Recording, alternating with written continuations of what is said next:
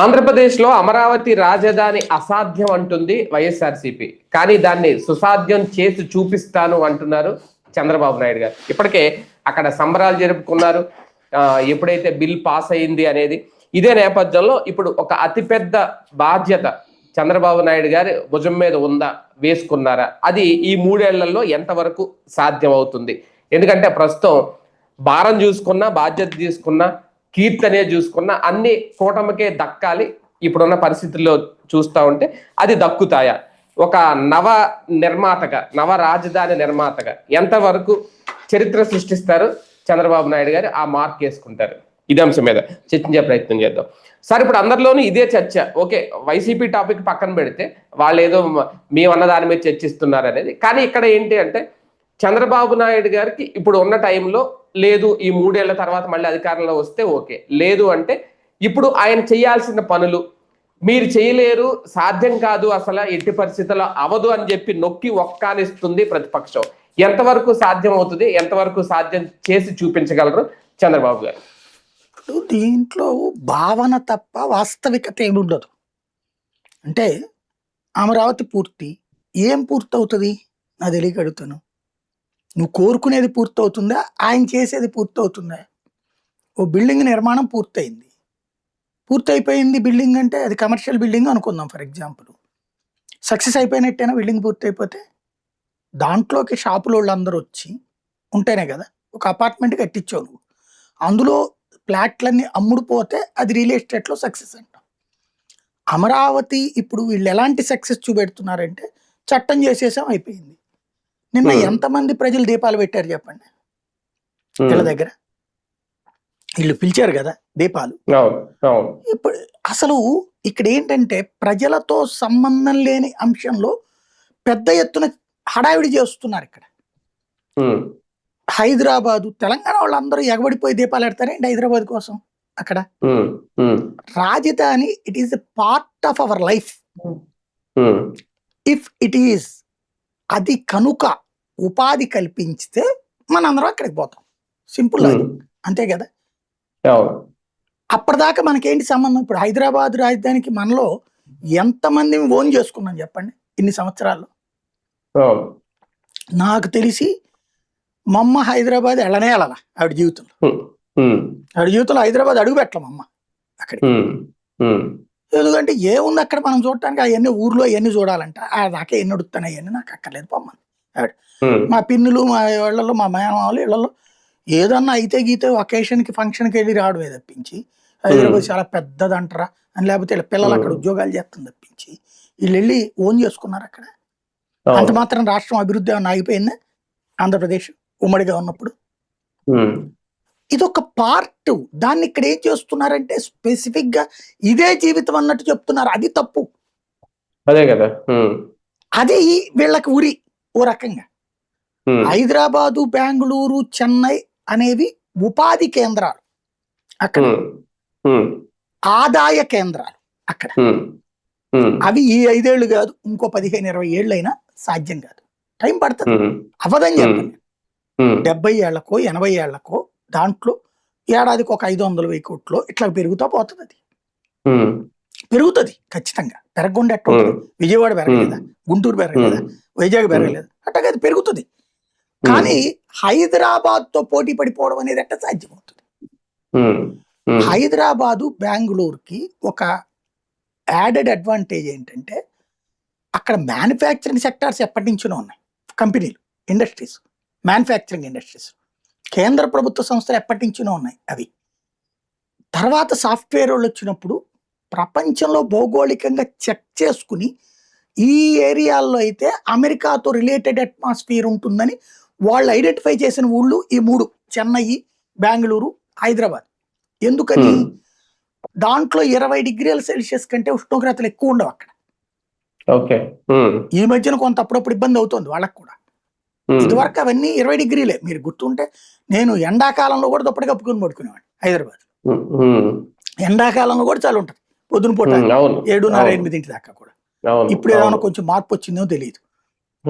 అసలు బెజవాడలో 35-40 డిగ్రీలు, 45 డిగ్రీల ఎండలు చూసిన వాడికి అక్కడ నాకు భయం వేసిపోయేది. ఆ చల్లదనం తట్టుకోలేకపోయేవాడిని. ఏసీ అది, ఆఫ్ చేసుకుని అవును. కూర్చుంటే బాస్ వచ్చి ఏందయ్యా నీకు ఏసీ ఎత్తే కూడా ఏసీ ఉమ్, తీసుకో అనేవాడు. ఉమ్, చివరికి దాన్ని ఏమంటారు, సెంట్రలైజ్డ్ ఏసీని కూడా ఆఫ్ చేసేవాడిని అక్కడ నేను. ఉమ్, ఉమ్. ఎందుకంటే ఆ చలి నాకు తట్టుకోలేకపోయేవాడిని. అదే మన శరీరం ఆ ఉష్ణోగ్రతకి అలవాటు మనకే పడిపోయింది. నేను ఇక్కడ ఎండలో ఉన్నాను కాబట్టి. అదే, అవును. ఇప్పుడు విదేశాల వాళ్ళు ఈ సాఫ్ట్వేర్ ఈ బ్యాచ్ అందరికి ఇక్కడ వాతావరణం డిఫరెంట్ అసలు కంప్లీట్ గా. అవును, అవును. ఇది వేడి వాతావరణం. ఉమ్, అమరావతి అయినా విజయవాడ అయినా ఇవన్నీ కూడా ఉమ్. ఈ వేడి వాతావరణం తట్టుకోవడానికి వచ్చే కంపెనీలు రావాలి ఇక్కడికి. Number one. అంటే సార్ ఒక భయం సృష్టించారో ఏదో మొన్న బాబు గారు చాలా సార్లు అన్నది, మళ్ళీ జగన్ వచ్చేస్తాడేమో అని భయపడి ఎవరు ముందుకు రావట్లేదు, ఆయన రాకూడదు, ఆ రాక్షసుడు రాకూడదు ఇలాగ. ఇప్పుడు వచ్చినా ఏమీ చేయలేరు అన్నట్టుగా నిన్న కూడా ఆయన అన్నది, చట్టబద్ధత చేసేసారు, అయిపోయింది. మొన్నే చాలా వరకు కొన్ని బ్యాంకులు ఇవన్నీ శంకుస్థాపనలు జరిగినాయి, వాళ్ళకి స్థలాలు కేటాయించారు. మొన్న నేను కూడా స్వయంగా వెళ్ళి చూశాను, ఒక చిన్న సందర్భంలో చూస్తే ఆ బ్యాంకులకి కేటాయించిన స్థలాల్లో ఆ రేకులు వేసి దాని మీద ఆ బ్యాంక్ లోగోలు వేసి అయితే ఉన్నాయి, ఎక్కడ చిన్న పునాది కూడా అయితే వేయలేదు. అంటే నేను ఎగ్జాంపుల్ చెప్పాను. ఇప్పుడు ఇలాంటివన్నీ రేపటి నుంచి కన్స్ట్రక్షన్స్ స్టార్ట్ అయిపోతాయా? ఆ భయం పోయి చట్టబద్ధత వచ్చేసింది కాబట్టి జగన్ ఏదైతే అది అవదు అంటున్నారో దాన్ని అవుతుంది అని చేసి చూపించడంలో బాబు గారు ఇప్పుడు ఏమన్నా కీలక పాత్ర పోషించాలి. జగన్ అవ్వదు అని చెప్తోంది గ్రోత్ ఇంజిన్ అవ్వదు అనండి. అంటే 2 లక్షల కోట్లు ఉంటే గానీ అవ్వదు, ఎక్కడి నుంచి అది వస్తాయి అన్నారు కదా కన్స్ట్రక్షన్ జగన్. కంప్లీట్ అవ్వడమే కాదు, అది గ్రోత్ ఇంజిన్ అవ్వాలంటే ప్రైమరీ కండిషన్కే 2 లక్షల కోట్లు. హైదరాబాద్ తో ఇది ఎట్లా పోల్తుంది అంటాడు ఆయన. అవును, హైదరాబాదు చెన్నై వాటితో ఎట్లా పోల్చుతావు నువ్వు అది అంటాడు అతను. అవును, గ్రోత్ ఇంజిన్ అవును. వైజాగే అంటాడు అతను. అంతే. దాన్ని వీళ్ళే ఒప్పుకున్నారు కదా. అవును, అది డెవలప్డ్ సిటీ కాబట్టి ఆల్రెడీ మరి వైజాగ్. ఇప్పుడు ఇది డెవలప్డ్ సిటీగా కావాలంటే ఎన్నేళ్ళు పడుతుంది? ఉమ్, అసలు వైజాగ్ స్టిల్ నో హైదరాబాద్ తో పోటీ పడట్లేదు కదా. ఇప్పుడు ప్రయత్నిస్తున్నాం మనం హైదరాబాద్, బెంగళూరు, చెన్నైలతో. ఉమ్, ఇక్కడ అమరావతిని ఎవడు కదిలించాల్సిన అవసరం. ఇక్కడ ఏమిటంటే మాటల గార్డీలో బతుకుతున్నాం మనం. అమరావతి ఎవడు కదిలించొద్దండి. ఎవడికి కావాలి కదిలించి? అది ఏమన్నా ఊరా? అదే బండా తీసి అవతలకి పెట్టడానికి? అంటే ఊరు జగన్ ఏమి చేయలేరు అని చెప్పడం. అమరావతిని కదిలించలేరంటే 3 రాజధానులు చేయలేడని చెప్పడం అతను. అదే రేపు అధికారంలోకి వచ్చినా చేసేది ఏమి లేదు జగన్. అట్లాగా అదే నేను అంటుంది, అది ఎమోషనల్ గేమ్. ఆయన కదిలించలేడు కరెక్టే, నువ్వేం చేస్తావు ఇక్కడ? కదిలించొద్దు, అక్కడే ఉంచావు. నువ్వేంటి ఇక్కడ? నువ్వేం చెప్తావు ప్రజలకి, ప్రపంచానికి? హైదరాబాద్ అనే వాళ్ళు అంతకుముందు, ఇప్పుడు ఈ మాటలన్నీ భలే ఉంటాయి. గ్యాస్ కూడా ఈయనేనంట కనిపెట్టింది అందరికి. సెల్ ఫోన్ ఈయనేనంట చేయించింది. అట్లాగే అదే క్యాలిక్యులేటర్ నేనే కనిపెట్టాను అంటారు ఆయన. అట్లాగే అందరికి పుట్టిళ్ళకి వెళ్ళడం నేర్పింది మా ఆవిడ అని చెప్తారు ఆయన. అట్లాంటి విచిత్రమే హైదరాబాద్ అభివృద్ధి కూడా. కంప్యూటర్ అందరికి ఇక్కడ ఇంట్రొడ్యూస్ చేసింది ఆయనే అని కూడా అంటాడు. కాబట్టి హైదరాబాద్ అభివృద్ధి అన్నటువంటి దాంట్లో నా వల్లనే అంటాడు ఆయన. ఆ మాట తెలంగాణలో ఒప్పుకోవట్లే. అక్కడ హైదరాబాద్ లో హైటెక్ సిటీ అనేది ఈయన కట్టాడు. ఆ తర్వాత కొన్ని లక్షల బిల్డింగ్లు కట్టారు. అవన్నీ నేను ఇది కట్టడం వల్లే అంటాడు. అసలు ఇంతకు ముందున్న బిల్డింగ్ల వల్లే కదా ఇది కట్టింది అనే పాయింట్ పక్కన పెడతాను. దాంట్లో ఇట్లాంటి ఒక విచిత్రమైనటువంటి ఆయన ఇప్పుడు 9 ఏళ్ళు ఆయన ఉంది అప్పుడు అధికారం, ఉమ్మడి రాష్ట్రం, అంతే కదా. 9 సంవత్సరాలు హైదరాబాద్ అభివృద్ధి చెందేసిందంతా నా వల్లే అని చెప్పుకుంటూ అలా ఇక్కడ తయారు చేస్తానని 10 ఏళ్ల ముఖ్యమంత్రిగా చేయలేడు ఆయన. అది ఇక్కడ రాబోయే రోజులు. 9 ఏళ్ల ముఖ్యమంత్రిగా హైదరాబాద్ ఇవాళ నగరం నా వల్లే అంటాడు కదా. ఆనాటి నగరాన్ని కూడా ఇక్కడ తయారు చేయలేడు ఆయన ఈ 10 ఏళ్లలో. ఇప్పుడు ఈ 3 ఏళ్ళు కూడా ఆయనే ఉంటాడు కదా. Last 5 years. ఇప్పుడు అప్పుడు అక్కడ 9 ఏళ్లే. 9 ఏళ్ళకి హైదరాబాద్ నేనే చేశాను అన్నాడు. 10 ఏళ్లలో ఆయన వల్ల కాదు. అది ఎందుకని? అది ఆల్రెడీ వెల్ సెటిల్డ్ సిటీలో నువ్వు బిల్డింగ్ కట్టావు, 10 మంది రావడానికి ఒక అవకాశం ఇచ్చావు. ఇక్కడ కొత్తగా నువ్వు సృష్టిస్తున్నావు. అక్కడ ఆ టైంలో ఈ కంప్యూటర్స్ లో అవసరాలు రావటం, అదేదో ఇది వచ్చింది వైరస్ ఏదో, అది పరిష్కరించడం మన వాళ్ళకి చేత కావడం, ఇవన్నీ ఉపయోగపడ్డాయి ఆ టైం. అట్లాంటి కిక్ ఒకటి రావాలి ఇక్కడ ఏదన్నా. ఆ తర్వాత దేశంలో ఏ నగరాలకి రాలా అట్లాంటి కిక్కు. దానికి అప్పుడు ఏం చేశారు, గురుగావ్ లాంటి చోట్లన తీసుకొచ్చి పెట్టారు అక్కడ. కానీ Gurgaon still now under developed. Develop అవుతూ ఉన్నది, అది డెవలపింగ్ సిటీ అంతే. ఏది అక్కడికి సాఫ్ట్వేర్ కంపెనీలు వస్తే ఢిల్లీకి ఆనుకుని ఉంటే, ఢిల్లీకి ఆనుకుని ఉంది అది అక్కడ. ఇక్కడ ఇదేం మనం మెట్రో సిటీలకు ఆనుకుని లేదు. ఇది విజయవాడ గుంటూరుకు ఆనుకుని ఉంది. ఫస్ట్ అవును. ఇక్కడికి ఎవరు రావాలండి? బేసిక్ గా ఒకటి సాఫ్ట్వేర్ వాళ్ళు వస్తే ఆ సాఫ్ట్వేర్ వాళ్ళ కోసం బ్రాండెడ్ మెటీరియల్ అన్ని అమ్మే బిజినెస్లు ఇవన్నీ వస్తాయి, హోటళ్ళు గీటళ్ళు వస్తాయి.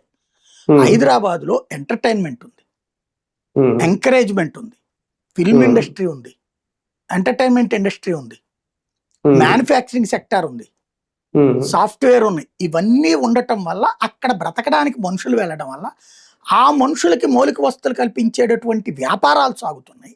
వాళ్ళందరూ ఉన్నప్పుడు తింటారు కాబట్టి తినడానికి కావాల్సినటువంటి ఆహార పదార్థాల కేంద్రాలు నడుస్తున్నాయి, వాటికి కావాల్సినటువంటి ఇండస్ట్రీస్ నడుస్తున్నాయి. ఇదంతా ఒక చైన్ సర్కిల్. వాటి ఇప్పుడు అమరావతికి దేనికోసం వెళ్ళాలి మనం? సచివాలయం కోసం వెళ్ళాలి. మీకు నాకేంటి సచివాలయంతో పని? బేసిక్ గా ఓ జర్నలిస్ట్ గా ఏదన్నా ఉండాలి కానీ వ్యక్తిగతంగా ఏం పని ఉంటుంది? నెంబర్ 1. రెండోది ఎంటర్టైన్మెంట్ కోసం వెళ్ళాలి. ఎంటర్టైన్మెంట్ కోసం రోజు వెళ్ళాం కదా మనం. ఇప్పుడు వీళ్ళు ఏదో రోడ్లు వేస్తాం అది ఇది అంటారు, ఒకసారి సరదాగా చూసుకొచ్చుకోవడానికి వెళ్తాం మనం. రామోజీ ఫిలిం సిటీకి నేను ఒక్కసారి వెళ్ళా ఫ్యామిలీని తీసుకుని, అంతేగాని రోజు రామోజీ ఫిలిం సిటీలో కాపురం పెట్టాను కదా నేను. అలాగే ఇక్కడ కూడా entertainment is one of the part. అక్కడ ఫ్లోటింగ్ పాపులేషన్ రావాలి. ఫ్లోటింగ్ పాపులేషన్ ఎప్పుడు వస్తుంది? నిరంతరం పనులు ఉంటాయి. నిరంతరం పనులు ఎప్పుడు ఉంటాయి? ఏదైనా అక్కడ ఆ రిలేటెడ్ ఇండస్ట్రీస్ నడిస్తాయి, అంతే కదా. ఇప్పుడు అవి సాధించే వరకు ఇప్పుడు వీళ్ళ ఉద్దేశం కూడా దాంట్లో అదిగో అమ్మయ్య వాడిని ఆపేసాం మేము ఇక్కడ. నెంబర్ 1, ఈ టర్మ్ మమ్మల్ని గెలిపించండి, ఈ లోపు అదిగో చూసారా ఆ బిల్డింగ్లు కట్టేశాం,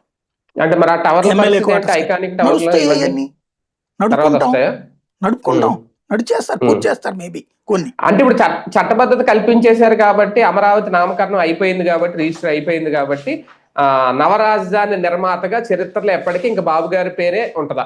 అది ఎప్పుడైనా ఇప్పుడు నిర్మాణాలు జరిగినా ఆంధ్రప్రదేశ్ రాష్ట్ర విభజన ఎవరు చేశారన్నాం? చంద్రబాబు గారి పాత్ర అన్నాం, సోనియా గాంధీ అన్నావా? అంతే అంతే కదా. ఇప్పుడు ఆ చరిత్రలో నగరాల సృష్టి వేరు.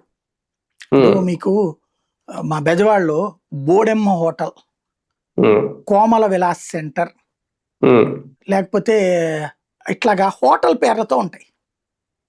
ఆ హోటల్ కి బాగా ఫేమస్ లైక్ బాబాయ్ హోటల్ సెంటర్. ఇవన్నీ ఏంటి? ఆ హోటల్లో తినడానికి వచ్చారు, ఎక్కువ మంది ఆ పేరు తలుచుకున్నారు కాబట్టి ఆ పేరు వచ్చింది. ఇప్పుడు అలంకార్ సెంటర్ అంటారు, అక్కడ ఫేమస్ అది. ఆ ఓనర్ ఏమన్నా ఇదైపోతుందా?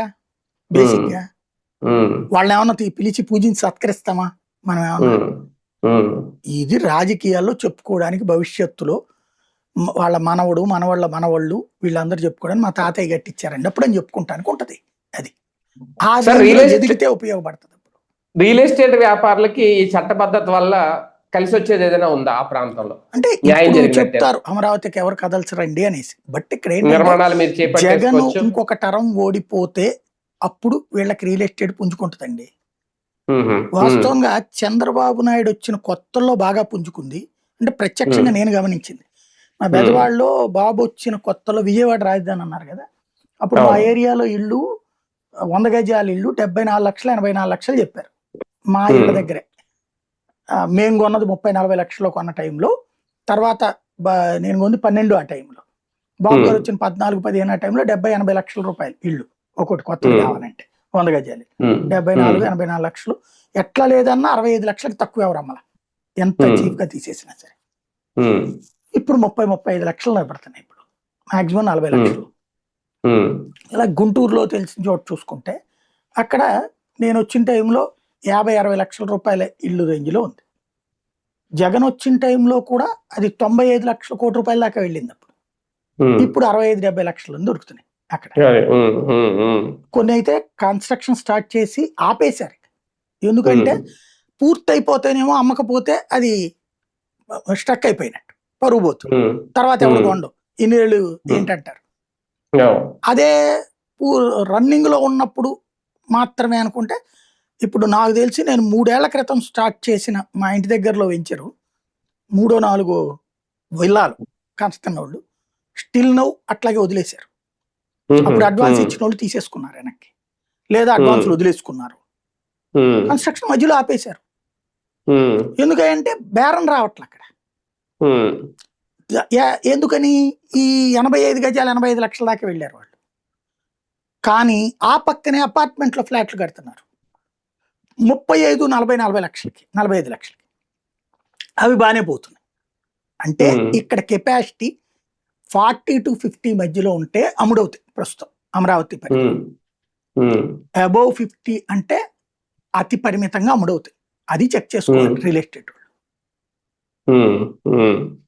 కానీ ఒక అతిపెద్ద బాధ్యత అయితే ఉందా బాబు గారి మీద? ఈ 3 ఏళ్లలో ఇది సాధించి చూపించాలి నేను రాజధాని ప్రాంతంలో, కేంద్రం నోటిఫై చేసినందుకు ప్రజల నమ్మకాన్ని నిలబెట్టడానికి అనేది ఏమన్నా? అక్కడ ఆయన చేయబోయేది ఒకటేనండి, కన్స్ట్రక్షన్ పూర్తయిన బిల్డింగ్లకి ఇనాగరేషన్లు చేసి ఇదిగో రాజధానిని నేను తయారు చేశానని చెప్తాడు. రాజధాని తయారీ అది కాదు, నేను మొదటి నుంచి చెప్తుంది అదే.